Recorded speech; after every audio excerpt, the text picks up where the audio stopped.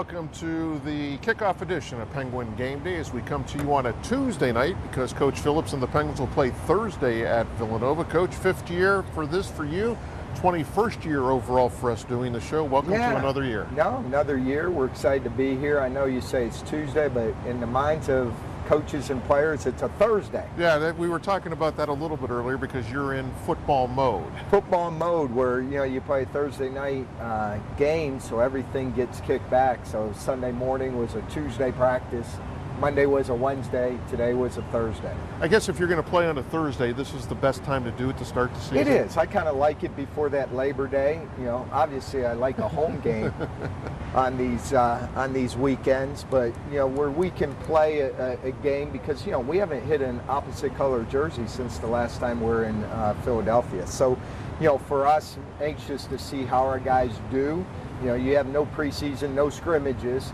So 6 o'clock on Thursday, you got to be ready to go. So, Coach, a lot of changes has happened since the last time you guys played a football game. You got basically a whole new defensive players, a defensive coordinator. You have a new quarterback or quarterback. So things have changed. It has, but we still got to lean on guys like Hunter Allen, DeJuan Martin, Michael Voitis. Those guys have played a lot of football here. Now it's their time to play more football here. Jalen Kreider at defensive tackle. Mike Wells at linebacker, Devin Johnson, those guys have played football, but just as they evolve, they're going, Mike Wells going in his third year, it's time for him to step up and get those plays he has worked on. From when camp started back in July, we'll take a look at some of the video. From when camp started to today, what have you liked most about your club? I really love the togetherness. We brought a lot of new faces, so we've had to be intentional how we bring these guys around.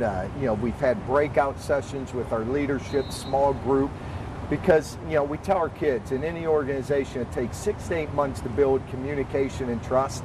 Well, we don't have 6 to 8 months. You got to build it quickly, so you got to be very intentional there. And then their work ethic, their attitude. It's been hot on certain days, and I don't hear anyone complaining. They get the work.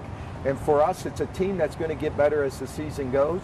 But we got to be ready 2 nights from now because we play the 6th ranked team in the country. You solidified your quarterback spot early, last week or so. Bo Brungard will be the starter. You have a couple of guys after him now. We do, and I think we have a great quarterback room, and we're going to need them all to be successful playing 12 straight games with no bye week. All of them offer a little bit different, and we're going to lean on them. So they all got to be ready for the call, even Thursday night.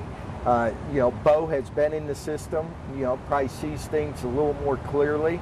Maybe it slowed down a little bit sitting behind Mitch. And, for us, it's about practice execution. And if I see it in practice, we always talk about that practice execution becomes game reality. And defensively, a whole plethora of new names. A lot of new names. And, they got to go earn that. They want to know your name. They got to go make plays. And, the communication that's got to take place, especially in the secondary, that's probably where a lot of new faces, Stephon Hall at a safety from Pitt, Kerryon Martin from Marshall.